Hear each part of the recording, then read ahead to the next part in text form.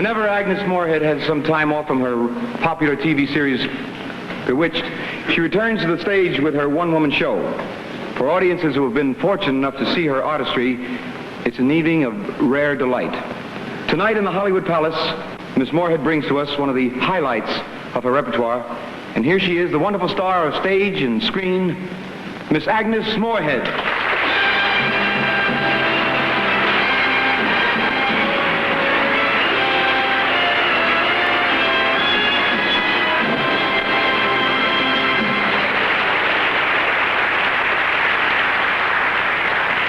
Wanted to be a wicked woman. Oh, don't laugh. I don't think there's a lady in the audience that hasn't wanted to be a femme fatale at one time or another, or a gentleman worthy of the name who hasn't dreamt of being a gay seducer on a large scale.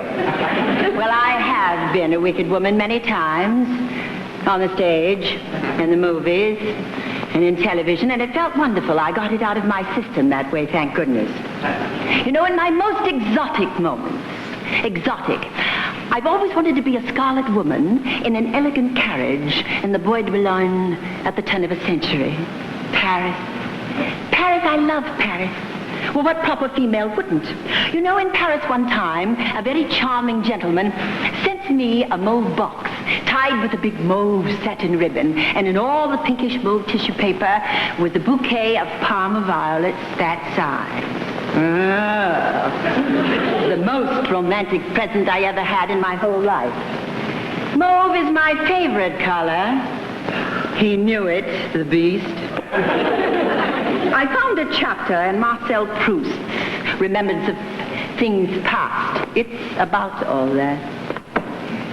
Suddenly, on the gravel path, unhurrying, cool, luxuriant, Madame Swann appeared, displaying all about her toilette, which was never twice the same, but which I remember as being always mauve. Then she would hoist and unfurl at the end of its long stalk, just when her radiance was at its height, the silken banner of a wide parasol of a shade that matched the showering petals of a gown. A whole troop of people escorted her, Swann himself, 4 or 5 fellows from the club, obedient to her every gesture. Smiling, rejoicing in the fine weather, she was certain that her clothes were the smartest anywhere to be seen. In the month of May, people were accustomed to see Madame Swann gently but majestically seated like a goddess in an immense victoria on 8 springs.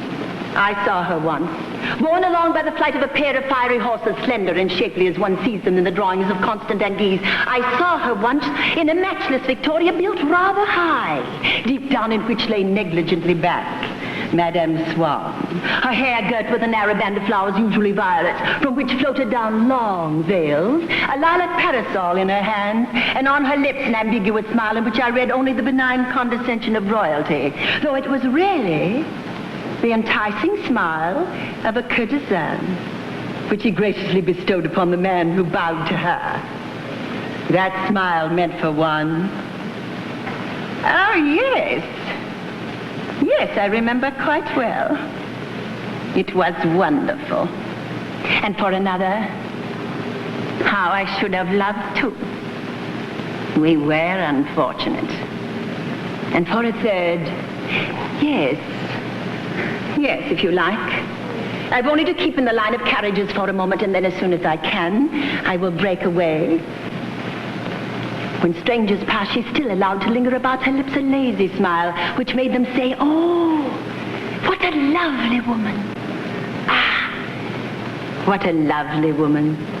Only for certain men, she had a sour, strained, cold, shy smile, which meant, "Yes, you old goat.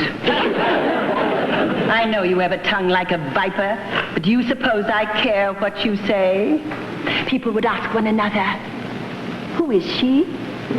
Huh? Who is she?"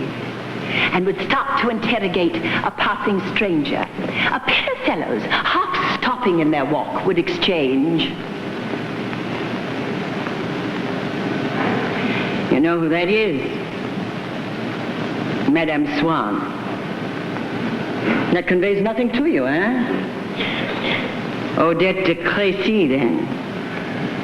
"Ah, Odette de Crécy. Ah, I thought as much. Those great, sad eyes. Shh. She's Madame Swan now, wife of a gentleman in the Jockey Club, friend of a Prince of Wales.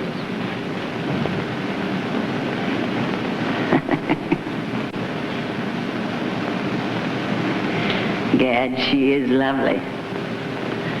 She used to live in a very strange little house full of a lot of Chinese stuff. And I remember we were bothered all the time by the newsboys shouting outside.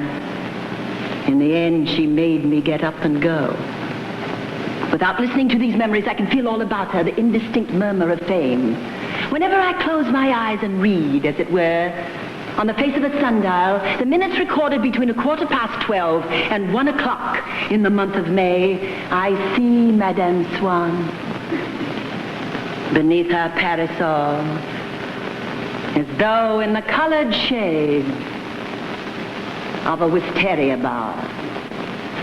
Do you know what the very famous painter Whistler said about the color mauve?